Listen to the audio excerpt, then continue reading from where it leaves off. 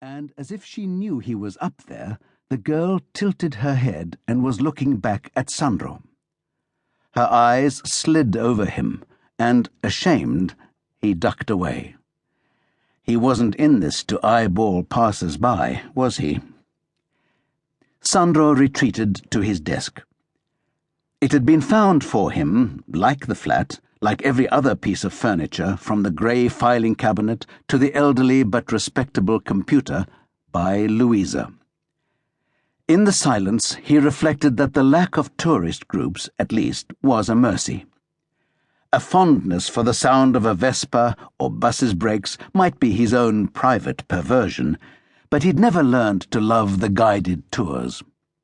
Louisa had pointed out that he'd better start learning to love the tourists, because they might turn out to be his bread and butter, just like they were hers. "I'm going to start tomorrow," he'd announced when she got home from the shop the previous night. It hadn't gone down well. "Ogni santi?" Louisa said with flat dismay. "Really?"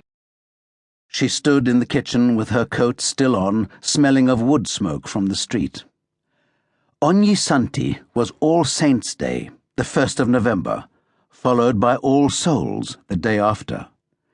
2 days when all the leaves fall at once, and flowers are laid on the graves of loved ones.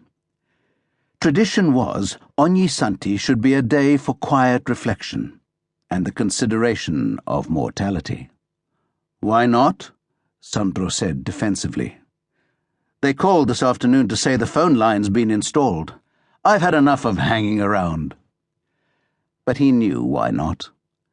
Religion, habit, duty to the dead, not to mention that it might be obscurely inauspicious to start halfway through a week. And although Louisa was no more religious than he was, the tug of familial duty was stronger. Her mother, more recently dead. She had to get up early to take flowers to her mother's grave out in Scandicci, before heading into the city. "You'll be at work yourself, after all," Sandro said.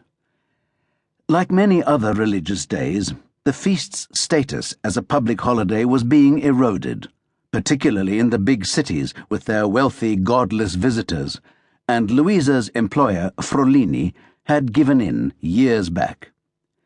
They did good business in November, with the stockroom crammed to overflowing and the windows full of sheepskins and velvet and party dresses.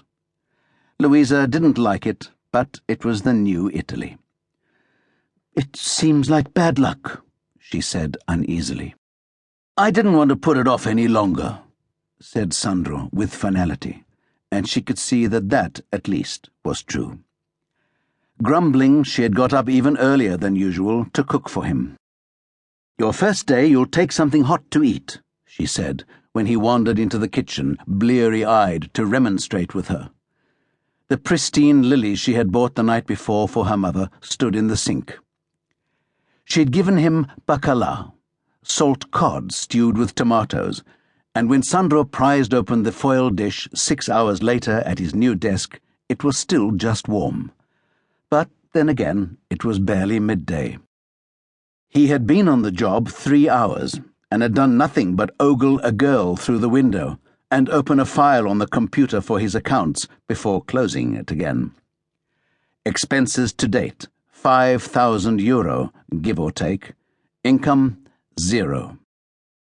Sandro devoured the rich, salty stew in 5 mouthfuls, suddenly starving.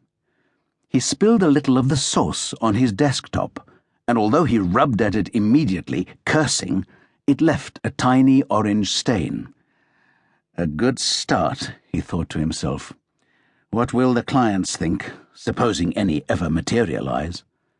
He felt ready to hurl something at the wall. What a slob. That night he told Louisa he'd maybe experiment with a local bar for lunch. She eyed him warily. "Gone off my cooking?" He shook his head. "As if," he said. Well, I need to get to know the neighborhood." She nodded, deciding not to be offended. He didn't tell her the bacala incident had made him feel like a small boy on the first day at school.